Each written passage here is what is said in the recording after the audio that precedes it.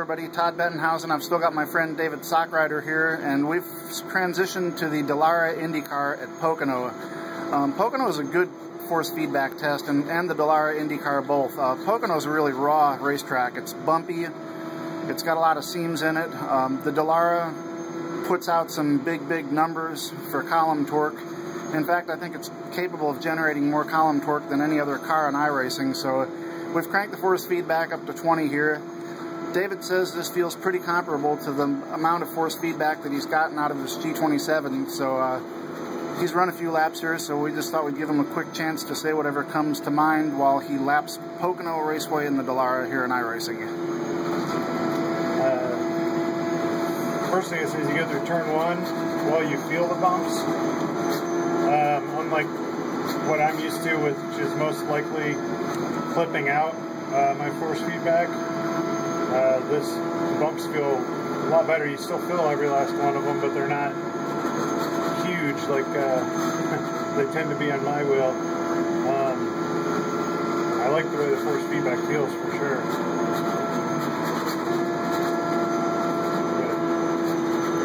It's pretty smooth and linear. There's not, I don't feel as much dead space in the middle with this setup like I do on my wheel. And that's a good time for me to note that I've got all the settings in the setting menu set again for pure delivery.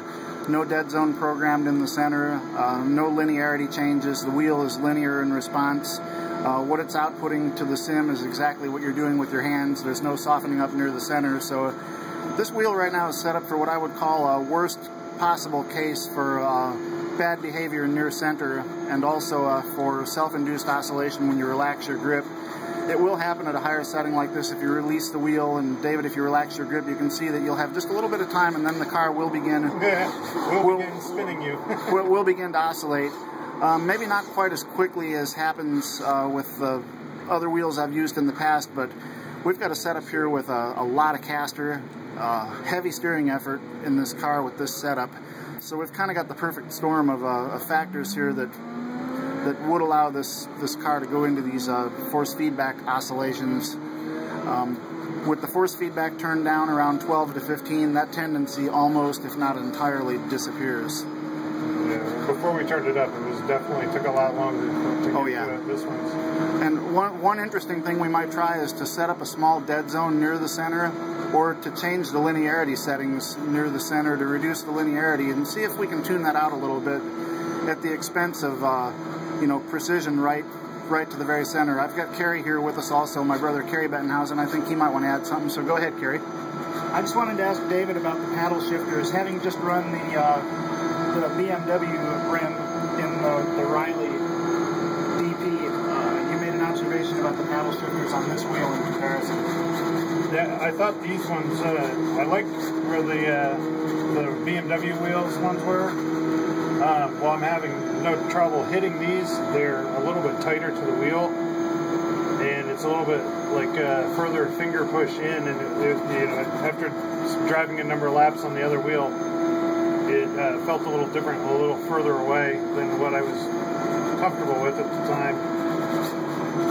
So if I were, I don't know if there's a way to actually move them out ever so slightly, like a centimeter or so forward, like towards the base of the wheel.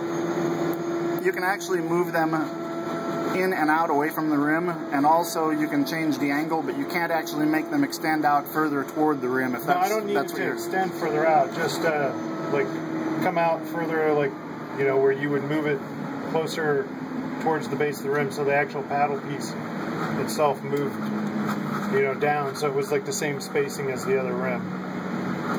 So that's where I would go from here to about in here, because that's... Let me get a little bit better look.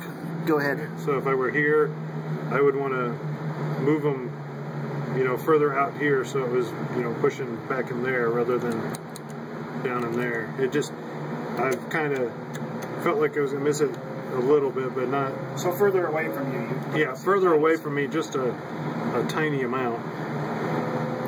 You mean further straight back away from you? Going straight that way, just straight that way a little bit. Yes, you can. The holes are slotted and you can crack the screws loose and make adjustments through a limited range. And what's really cool is you've got Allen screws that hold those on. you know, it's possible that Fanatec could come up with different paddles in the future that you just, you know, you pull 2 Allen screws and you change them out yourself. You know, this stuff is, you know, it's really, really adjustable, and it's kind of, you know, kind of modular. It's easy to work with. It's just some really, really nice hardware. Okay, David, I think we'll sign off unless you've got anything else to add. That's all I got. Okay, thanks for watching, everybody. This is the Dallara Indycar at Pocono and iRacing with the new Fanatec ClubSport wheel base and Formula rim. See you next time.